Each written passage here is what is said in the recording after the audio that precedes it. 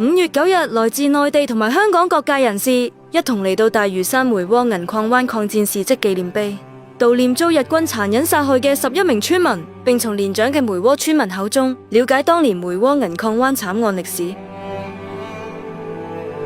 東江中隊咧就喺香港嚟講咧，一支真真正正係抗日嘅隊伍。盟軍嚟講咧，喺香港抵抗咗17日，楊慕琦港督宣布無條件投降。81年前呢，大嶼山梅窩銀礦灣呢就曾經發生咗一個慘案，日本已經宣布咗投降。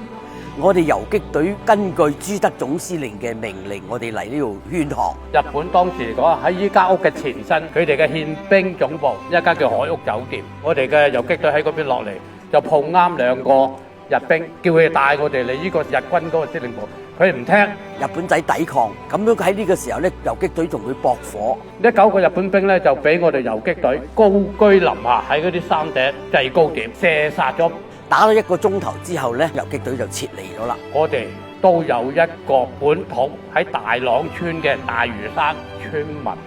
戰士嘅陳友，就喺呢個場戰役嚟講咧，就犧牲咗。日本仔惱羞成怒，揾村民報復，所以咧就喺附近4條村，將300幾個村民咧捉咗嚟呢度嗰個游水棚嗰個位置。咁咧村民咧冇人去講出游擊隊嘅去向，咁佢哋惱羞成怒咧就捉其中嘅一啲村民出嚟吊打、灌水、踩、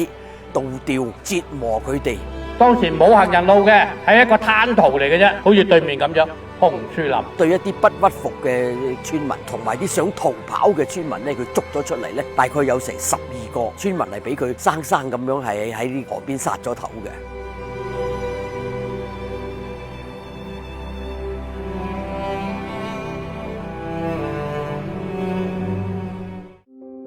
我就觉得这个民族精神吧，抗战精神，特别是中央中队这種精神吧，非常重要，必須要傳承下去。咁呢啲古仔咧，如果唔能夠流傳落嚟嘅話，可能就好多個香港人就唔知道啦。因為佢係發生喺本土，係中國共產黨領導下，響3年零8個月中間，唯一一支抗日嘅隊伍。當時呢，就是張日明啊教授呢，他給了很多資料給我。這樣子我就是心裡就有點數了，儘管我不是那個年代的人，但是呢，看到這個歷史材料以後啊，有一個衝動吧，一定要把它畫出來。我就是盡一點自己力量吧，通過這種形式吧，讓更多的人、更多年輕人知道香港這片土地曾經發生過這些事。